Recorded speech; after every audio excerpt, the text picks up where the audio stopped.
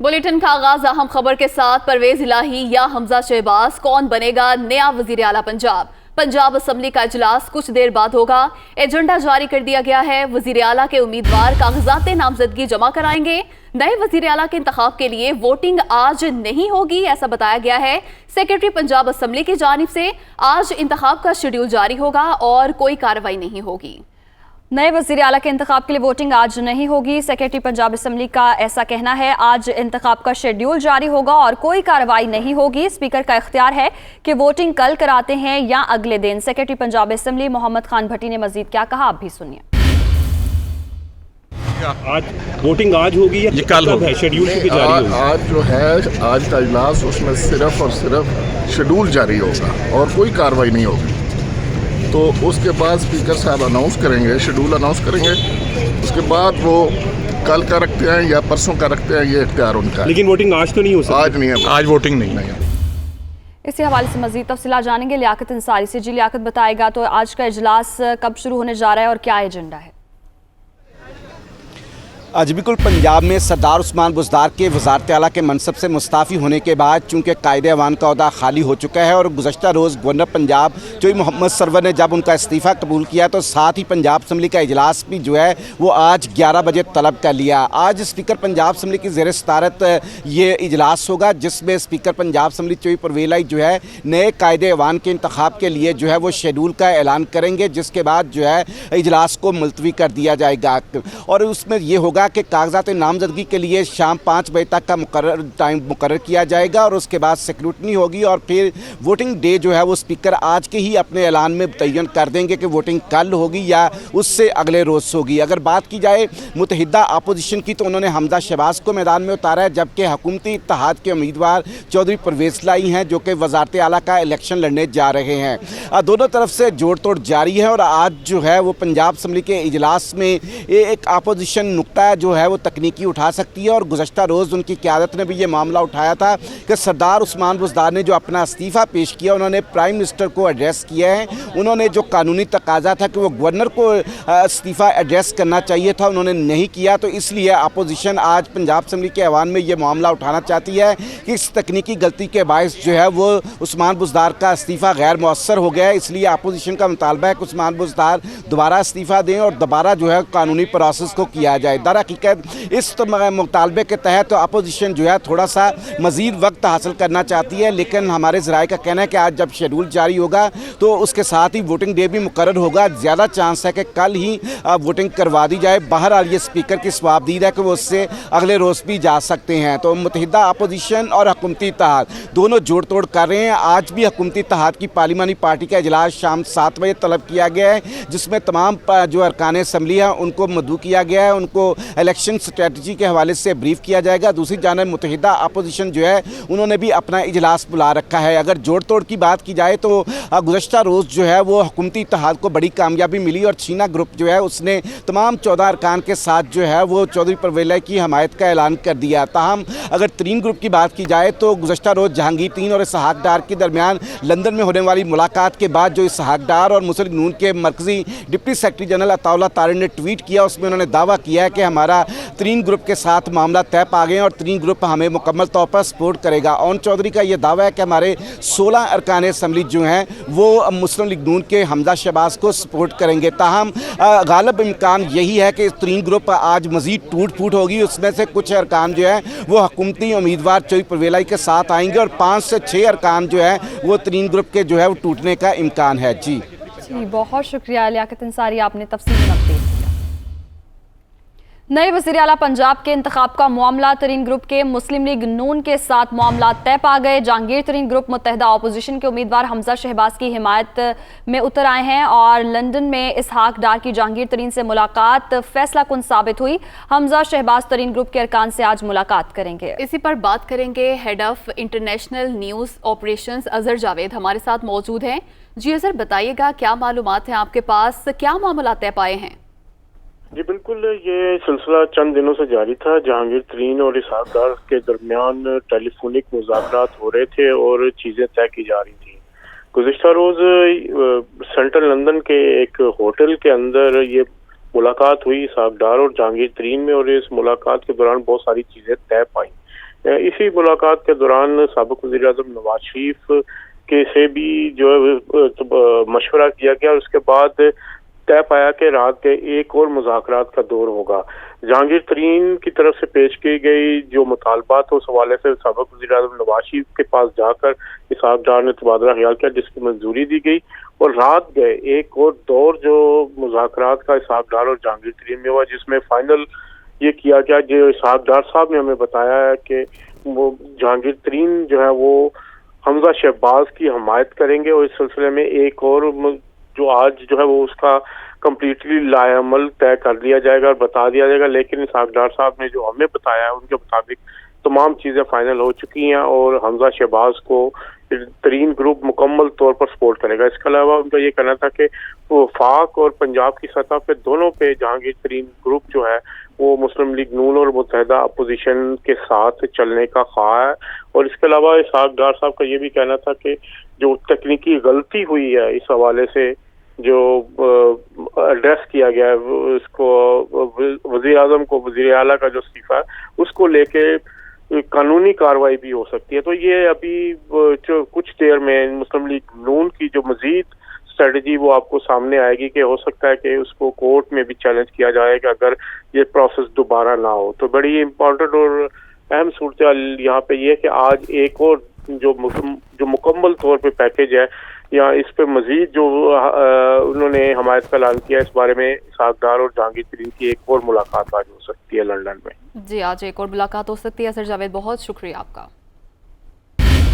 مونس الہی کی ترین گروپ سے 4 گھنٹے طویل ملاقات، حتمی فیصلہ نہ ہو سکا، مذاکرات کا اگلا دور دوپہر 12 بجے ہوگا، حتمی فیصلہ ہو جائے گا، مونس الہی کی جانب سے یہ بتایا گیا ہے۔ ملاقات کے دوران مسلسل جہانگیر ترین سے رابطہ رہا، نعمان لنگڑیال کی جانب سے یہ بتایا گیا، جبکہ اون چودھری یہ کہتے ہیں کہ جو بھی فیصلہ ہوگا اچھا ہی ہوگا۔ اور ترین گروپ نے آپ کو مٹھائی کھلائی، صحافی کا یہ مونس الہی سے سوال تھا، اور سب کو مٹھائی کھلائیں گے انشاءاللہ، وزیر اعلیٰ پرویز الہی بنیں گے، یہ کہا گیا مونس الہی کی جانب سے۔ تو مونس الہی کی ترین گروپ سے 4 گھنٹے طویل ملاقات ہوئی، حتمی فیصلہ نہ ہو سکا، مذاکرات کا اگلا دور دوپہر 12 بجے ہوگا، حتمی فیصلہ ہو جائے گا، یہ کہا گیا مونس الہی کی جانب سے۔ آگے بڑھیں گے، آپ کو بتائیں گے مسلم لیگ نون نے وزیر اعلیٰ عثمان بزدار کے استعفے کا طریقہ کار غیر آئینی قرار دے دیا۔ خواجہ سعد رفیق نے کہا ہے کہ وزیر اعلیٰ نے اپنا استعفیٰ وزیر اعظم کے نام لکھا ہے، گورنر استعفیٰ آئین کے مطابق لیں ورنہ چیلنج کریں گے۔ استعفے کا نوٹیفیکیشن واپس لیا جائے، پنجاب اسمبلی کا غیر آئینی اجلاس بلایا گیا تو احتجاج ہوگا۔ وہ اسلام آباد میں پارلیمنٹ لاجز کے باہر میڈیا سے گفتگو کر رہے تھے۔ لیکن قانون اور آئین کی دھجیاں اڑانے کی اجازت نہیں دی جا سکتی، چنانچہ اگر کل پنجاب اسمبلی کا غیر آئینی اجلاس منعقد کریں گے یہ لوگ تو ظاہر ہے وہاں پہ موجود اپوزیشن اس پہ اپنا پروٹیسٹ جو ہے وہ ریکارڈ کرائے گی، اور مناسب یہ ہوگا کہ فیئر پلے کریں آپ، جو آج تک تو کبھی عمران خان اور ان کے ساتھیوں نے کیا نہیں ہے، کیونکہ فیئر پلے کا ورڈ ان کی ڈکشنری میں نہیں ہے۔ وہ اپنے وزیر اعلیٰ سے آئین کے مطابق استعفیٰ دلائیں، ورنہ اس استعفے کو ہمیں چیلنج کرنا پڑے گا اور وہ سارا عمل کھٹائی میں پڑ جائے گا۔ ہم اس عمل کو بالکل نہیں چاہتے کہ یہ کھٹائی میں پڑے، ہم اس بیٹل فیلڈ میں بالکل اتر چکے ہیں، اور لیکن ہم چاہتے ہیں کہ آئین اور قانون کی خلاف ورزی نہ ہو۔ سو مختصر یہ کہ وزیر اعلیٰ پنجاب اپنا استعفیٰ گورنر پنجاب کے نام سبمٹ کریں، اس کے بعد وہ جانے اور ان کا کام وہ اسے منظور کرتے ہیں، جو بھی انہوں نے کرنا کریں، اور پھر قانون کے مطابق اور آئین کے مطابق شام 5 بجے تک وہ استعفیٰ منظور ہو، اور کیونکہ اس سے پہلے اگر یہ اس کے بعد منظور ہوا یا انہوں نے استعفیٰ نہ دیا تو پھر کل بھی وزیر اعلیٰ پنجاب کے عہدے کے لیے نامینیشن پیپر 5 بجے کے بعد فائل نہیں ہو سکتے۔ یہ اسمبلی کے قواعد میں لکھا ہوا ہے، آپ اس کی بھی تحقیق کر سکتے ہیں۔ سو موجودہ حکومت اب جا تو رہی ہے، لیکن جاتے وقت قانون اور آئین کی دھجیاں نہ اڑائی جائیں۔ اور دوسری بات یہ ہے کہ ہمیں اطلاعات آ رہی ہیں کہ حکومت اپنے حامیوں کو اکٹھا کرنے کی تیاری پھر سے کر رہی ہے ریڈ زون کے اندر ڈی چوک پہ۔ سوشل میڈیا پہ بھی یہ کالز چل رہی ہیں اور ٹیلی فون کالز بھی چل رہی ہیں، ہمیں اطلاع بھی آ رہی ہے۔ یہ ایک غیر قانونی، غیر اخلاقی اور غیر آئینی عمل ہوگا، اور سپریم کورٹ کے آرڈرز کی سریحاً خلاف ورزی ہوگی۔ ہم متنبہ کرتے ہیں اور وارن کرتے ہیں اس جاتے ہوئے وزیر اعظم کو, جو اب وزیر اعظم نہیں ہے اور جو اقلیت کا وزیر اعظم ہے, کہ وہ ان حرکتوں سے باز رہے اور لوگوں کے بچوں کو آپس میں لڑانے کی کوشش نہ کرے اور اپنے سیاسی کارکنوں پر کم از کم رحم کھائے اور بے گناہ کارکنوں کو لڑانے کی یہ سازش بند کرے. رانا ثناءاللہ نے کہا ہے کہ گورنر صاحب عثمان بزدار کا استعفیٰ ڈی نوٹیفائی کریں یا پھر عثمان بزدار اپنی غلطی تسلیم کرتے ہوئے دوبارہ استعفیٰ بھیجیں. لیکن عثمان بزدار میں تو اتنی سمجھ نہیں ہے کہ وہ کہیں مجھ سے غلطی ہو گئی ہے.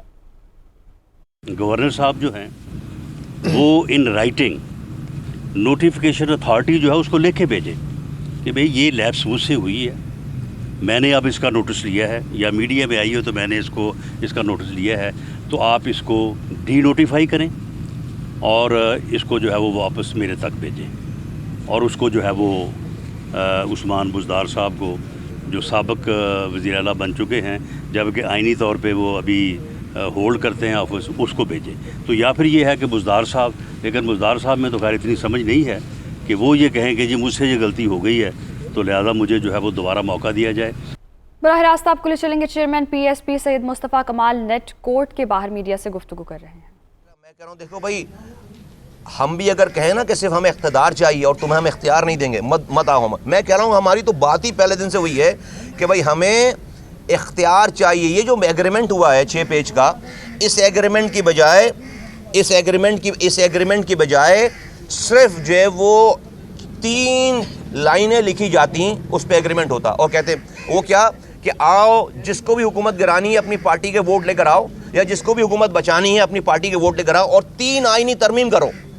3 آئینی ترمیم کرو کہ جس طرح سے وزیر اعظم وزیر اعلیٰ کے اختیارات ہیں, ڈپارٹمنٹ یہ اختیارات اور ڈپارٹمنٹ آئین میں لکھ دو لوکل گورنمنٹ کے لیے. جس طرح سے NFC ایوارڈ کے پیسے ملتے ہیں اس طرح سے PFC ایوارڈ کے پیسے آئین میں لکھ دو, PFC ایوارڈ لکھ دو. اور تیسری بات یہ لکھ دو کہ جب تک ملک میں الیکٹڈ لوکل گورنمنٹ نہیں ہے اس وقت تک ملک میں MNA MP کے الیکشن نہیں ہو سکتے.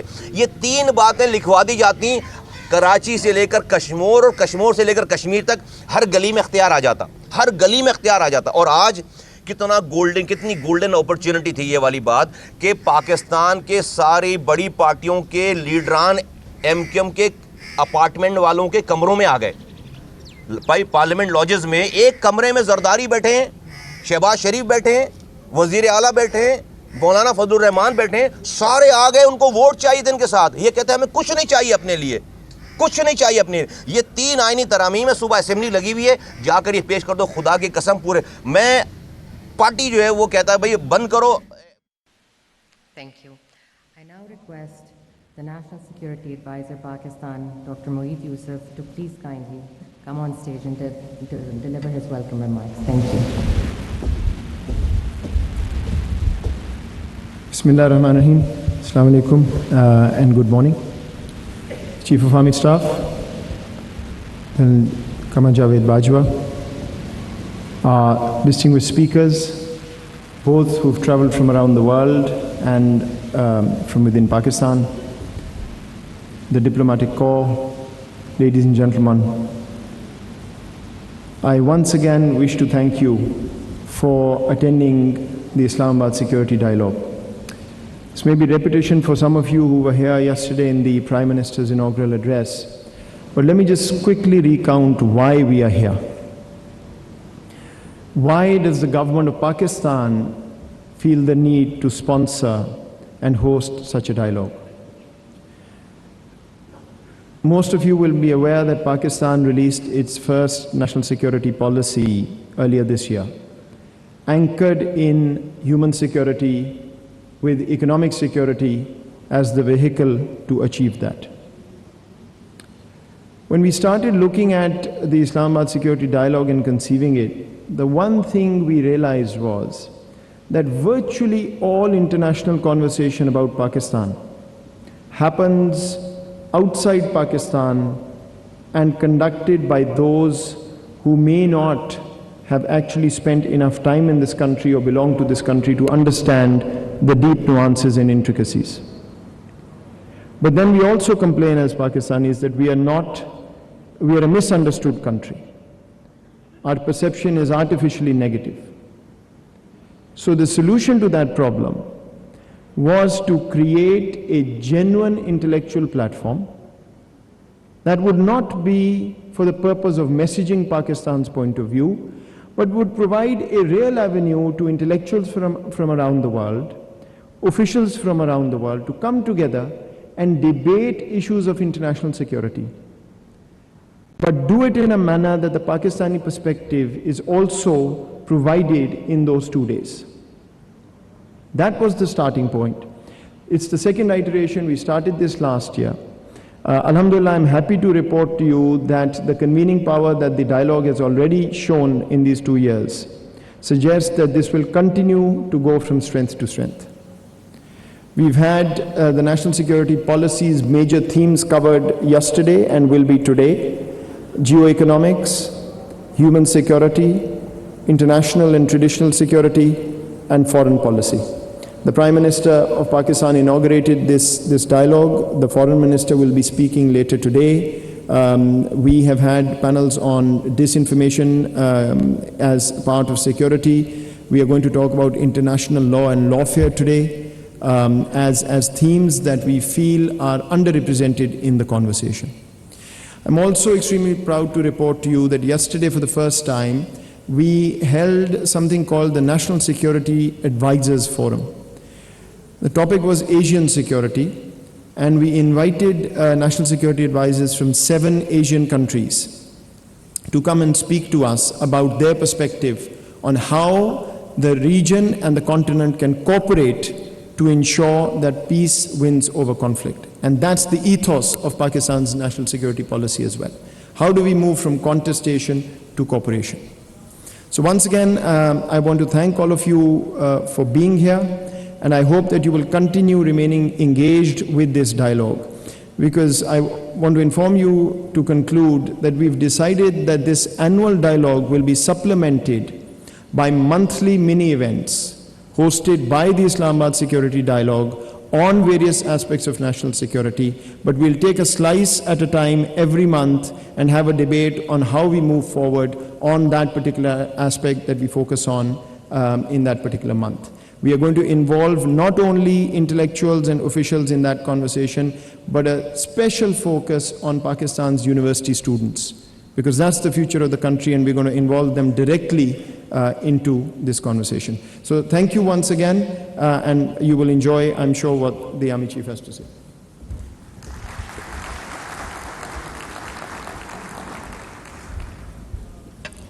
Thank you for your remarks, Dr. Moeed Yusuf, National Security Advisor, Pakistan. I now welcome the Honorable Chief of Army Staff, Pakistan, to please kindly present his inaugural address. This will also be followed by an interactive Q&A session moderated by Senior Policy Specialist, Mr. Syed Hassan Akbar from the National Security Division. Thank you. Chatham House rules, please, for the interactive session. Thank you. Can you hear me in the back? Am I audible? Please allow me to speak from here because that rostrum is too small for me. Bismillah ar-Rahman ar-Rahim. Dr. Moeed Yusuf, esteemed panelists, speakers, international guests, ladies and gentlemen, Assalamu alaikum and good morning. It's my profound pleasure to speak to you once again at Islamabad Security Dialogue. I'm extremely pleased to note that this forum, organized by National Security Division for the first time in 2021, has already made its mark as one of the region's prominent security dialogue, and I would like to compliment Dr. Moeed and his team for this achievement. I believe today more than ever, we need to inculcate and promote such spaces for intellectual debate and discourse, where people from around the world come together to share ideas about the future of their countries and the world at large, where some of the brightest minds can identify means of global cooperation rather than confrontation. Ladies and gentlemen, I speak to you today as the world is witnessing an unprecedented return to global power contestation. The resurgence of interstate conflict amidst shared global challenges of poverty, climate change, terrorism, cyber intrusion, and scarcity of resources poses profound questions for international system. The international community's collective security rests in our ability to integrate our shared goals of global prosperity through an equitable international system, resisting the pressures of great power contestation. Pakistan, as a country located at the crossroads of economic and strategic confluence, is navigating these shared challenges in our immediate region and through our partnership in the international community. Ladies and gentlemen, Pakistan's first ever national security policy places the safety, security, dignity and prosperity of its citizens at the heart of our security policy. It recognizes the symbiotic relationship between economic, human, traditional security, placing economic security at the core, with the ultimate aim of achieving prosperity for our citizens, with focus on ensuring domestic economic stability and growth, augmented through development, partnership with the international community under our geo-economic strategy. Achieving this requires peace at home and abroad. Internally, Pakistan law enforcing agencies and the military have given innumerable sacrifices to defeat the menace of terrorism. Since 2001, Pakistan has suffered over 90,000 casualties and more than 150 billion in economic losses. Our commitment to defeating terrorism remains unwavering. Through the selfless dedication and sacrifices of our armed forces, civil law enforcing agencies and support of our nation, we have made remarkable gains against terrorism. This has resulted in a marked improvement in the internal security situation of Pakistan. However, the threat of terrorism and violent extremism remains and the struggle continues till we eliminate the last terrorist and cause of terrorism from our region. We are committed to preserving our gains against terrorism, and we are working with the interim Afghan government and other neighbors to ensure that terrorist organizations are no longer allowed to use territory of one country against another one. A peaceful and prosperous West and South Asia is our goal. Pakistan national security policy places a premium on promoting national cohesion and harmony through the precepts of unity in diversity. Our focus remains on eliminating intolerance and extremism by celebrating the diversity of our country and ensuring the right of state to preserve the fundamental rights guaranteed under the constitutions, irrespective of caste, creed or belief. I fully realize that it is a huge challenge, but we are committed and we will not relent till we make Pakistan a moderate and forward-looking country as envisioned by our founding father, Quaid-e-Azam Muhammad Ali Jinnah. Pakistan also recognizes that it is the regions, not the countries, that grow. That is why we believe that peace and stability in our wider regions are prerequisites for achieving shared regional prosperity and development. In this regard, our doors are open for all our neighbors. Ladies and gentlemen, for decades, conflict in our immediate west has created negative externalities and spillover effect that have adversely impacted our economy, society and security. This is why Pakistan continues to work closely with the international community to pursue peace and stability in Afghanistan. Unfortunately, lack of financial flows and continued sanctions are creating a humanitarian crisis in Afghanistan. Pakistan has worked tirelessly to provide humanitarian aid to the people of Afghanistan in collaboration with the international community, but much more is needed.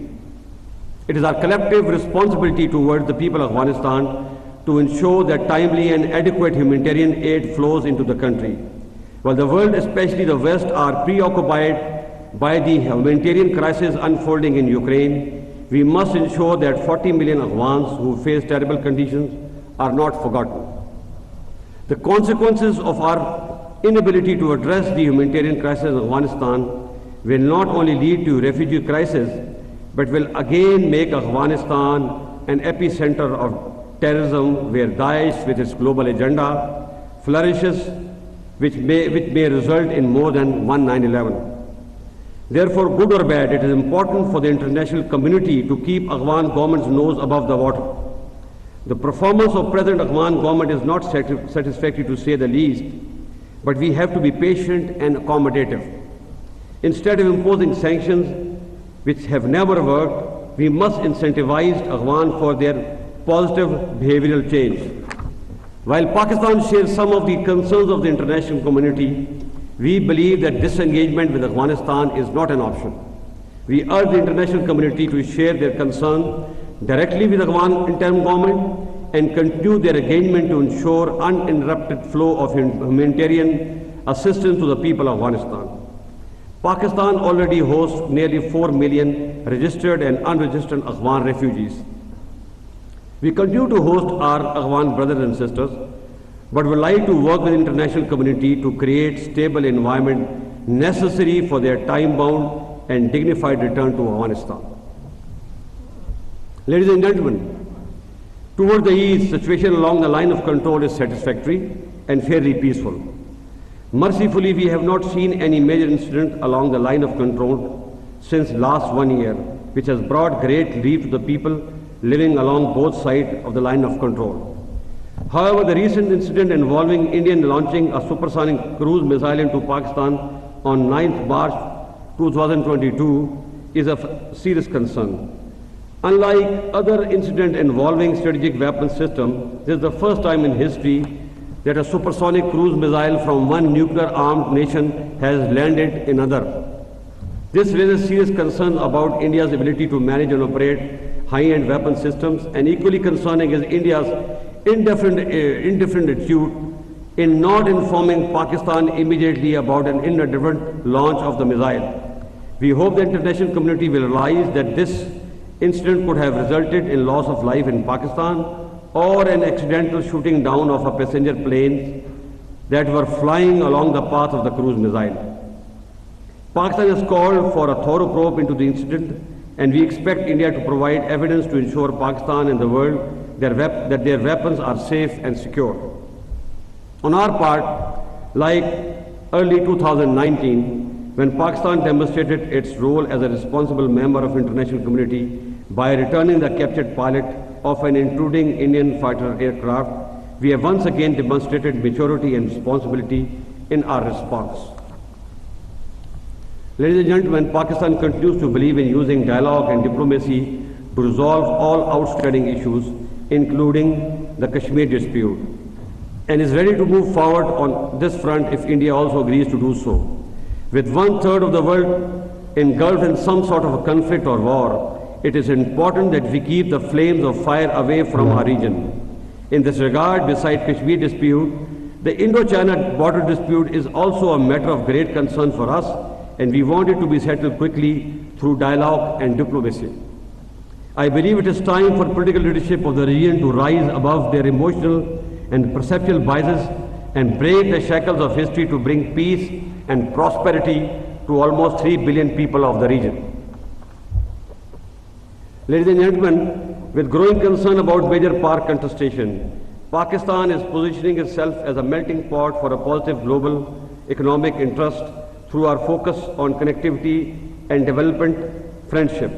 Pakistan does not believe in camp politics, and our bilateral relationship with our partners are not at the expense of our relationship with other countries. Pakistan enjoys a close strategic relationship with China, demonstrated by our commitment towards Pakistan-China Economic Corridor or CPEC. Equally, we share a long history of excellent and strategic relationship with the United States, which remains our largest export market. We seek to broaden and expand our ties with both countries without impacting our relations with the other. Similarly, European Union, United Kingdom, Gulf, Southeast Asia, and Japan are also vital for our national development and progress.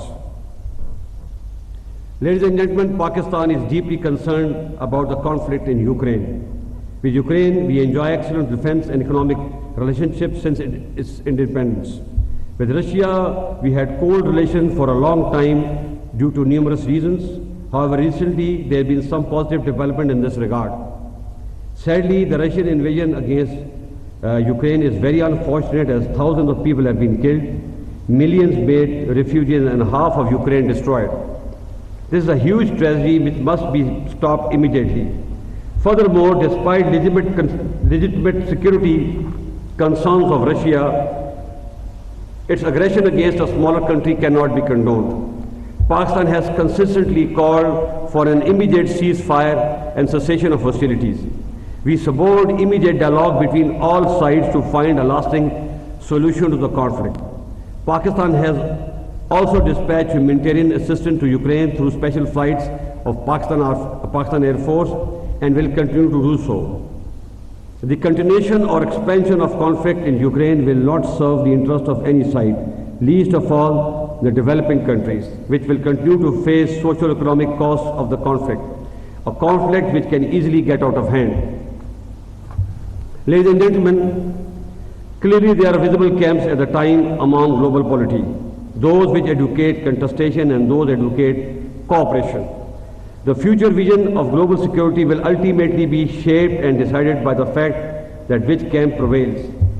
I believe the world today, at this civilizational and scientific pinnacle, is built by those who visualized and believed in cooperation, respect and equality instead of divisions, warmongering and dominance. Pakistan today has a unique position where it has very cordial historic relation with both the camps. Our interests are best served only if cooperation between various power centers is promoted instead of contestation, and so is the case with other developing countries, I beg your pardon.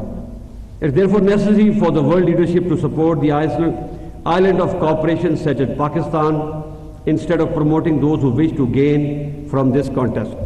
Finally, one quick and important lesson as a military man that emerges from Russia-Ukraine conflict, which must be highlighted over here, and that is that it is the preeminence or dominance of firepower over mobility, as was the case during First War. This has given a heart to smaller country that they can still defend their territory with smaller but agile forces against an aggression by a bigger country by carrying out selective modernization in equipment and adopting novel ideas. And this is the course we intend following for our future developmental strategy. I thank you.